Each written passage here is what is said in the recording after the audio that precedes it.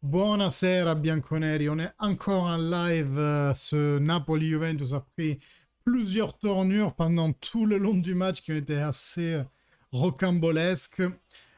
Mais à la 89e, la Juventus se fait mener 2-1 par le Napoli. Juste avant, on avait égalisé. On va reprendre vite fait ce match parce qu'il n'y a vraiment pas grand-chose à dire. Enfin, si, il y a à dire, mais le match, franchement, soyons honnêtes, n'est pas important ce match pour la Juventus. On n'a rien à jouer, on va arriver tranquillement à la Champions League. Donc c'est plus un enjeu pour le Napoli. Nous, on n'a qu'à se battre pour l'orgueil de revenir victorieux de Napoli après quelques années qu'on n'a pas gagné à Naples. Bref, inscrivez-vous à la chaîne, commentez, likez, tout ça. Ça fait grandir la communauté. Et puis, ça me booste aussi dans ce fin de saison qui va être moyen pour la Juventus. On va dire les termes. La première mi-temps, la Juventus ne m'a pas déplu. On n'a pas non plus été mirabolant. Le Napoli a frappé plus que nous. Ils ont plus cadré que nous, oui. Mais nous, on a eu 3 occasions nettes avec Dusan Vlahovic. Et ça, dans les statistiques, on ne le voit pas forcément parce que aucun des tirs a été cadré, mais je pense au bolo B, je pense à la belle frappe pas loin de la lucarne sous l'erreur de la défense du Napoli, je pense au coup de tête qu'il croise, il fait très bien, mais il sort ce ballon, là il aurait pu faire un peu plus. En deuxième mi-temps, encore Vlahovic avec une grosse occasion, la frappe de Healing après le but de Chiesa qui égalise. Mais cette Juventus, dans la deuxième mi-temps, elle a complètement dégringolé. Le jeu était totalement dans la main du Napoli, qui, avec sa qualité de doublage, arrivait bien à nous mettre dans une cage. On n'arrivait pas à récupérer le ballon.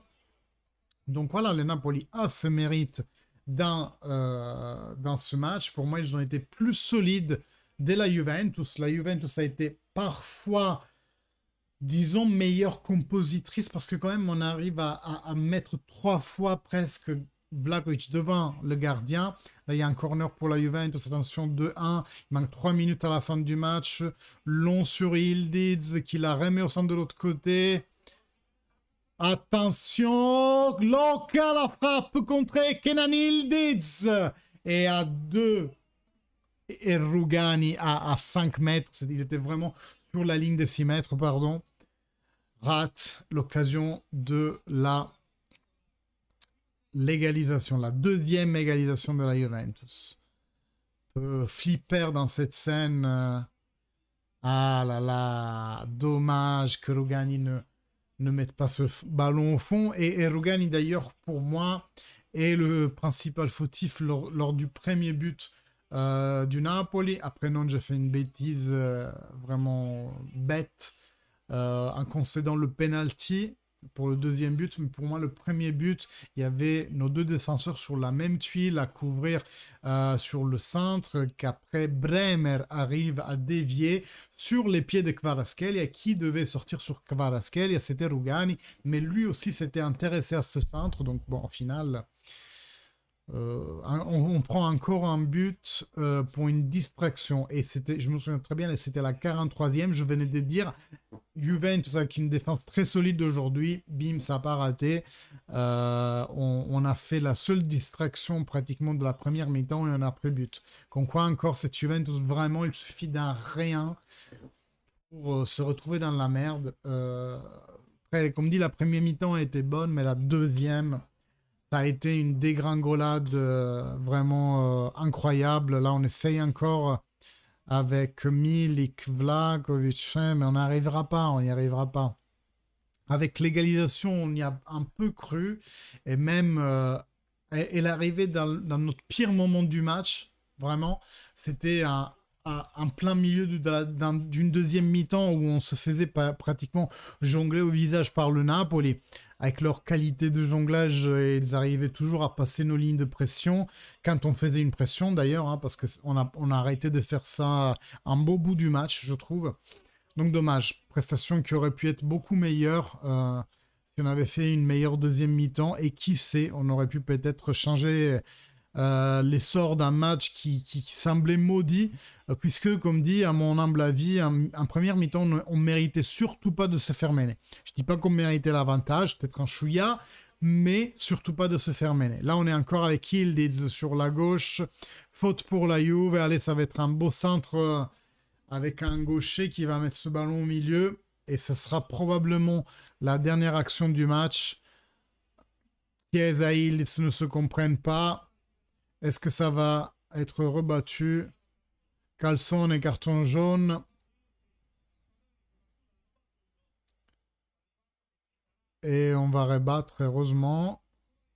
Mais là, enfin, encore une fois, si tu joues le ballon rapidement, il faut que ton coéquipier soit au taquet, quoi, parce que sinon tu perds le ballon. Là, on a eu de la chance. Ah non, ça sera le droit de Chiesa à mettre au milieu ce ballon. Chesney ne va pas sortir. Pourquoi? À ce moment-là, qu'est-ce que t'en as à foutre, tu perds déjà. Bref. Allez, Chiesa.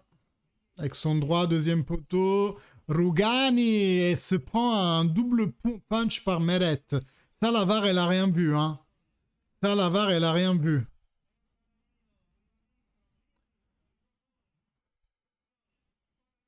Mamma mia, on est long et on se prend un contre-pied. Il est un dernier homme. Et c'est fini. Et c'est fini. Victoire du Napoli 2-1. Ah, on va vivre une saison, fin de saison comme ça, les gars. Ne vous l'aurez pas. La Juve pratiquement n'a plus d'objectif cette saison. Le Scudetto est loin derrière. La Champions League, on va y arriver doucement mais sûrement. Mais on va vivre des matchs comme ça aussi. Des matchs où on jette l'éponge.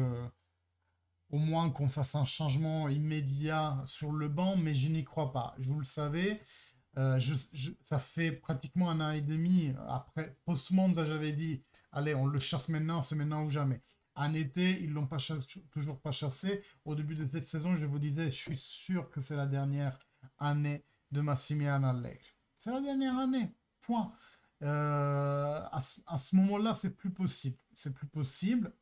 Ça m'étonnerait qu'il le chasse maintenant, histoire de peut-être recommencer, déjà commencer à construire quelque chose de nouveau pour l'année dernière, vu comment la situation était en train cette semaine de s'envenimer entre les déclarations d'Allegri et celles de son agent. Je pense qu'il pourrait même y avoir quelque chose qui bouge dans l'immédiat. Mais qui sait?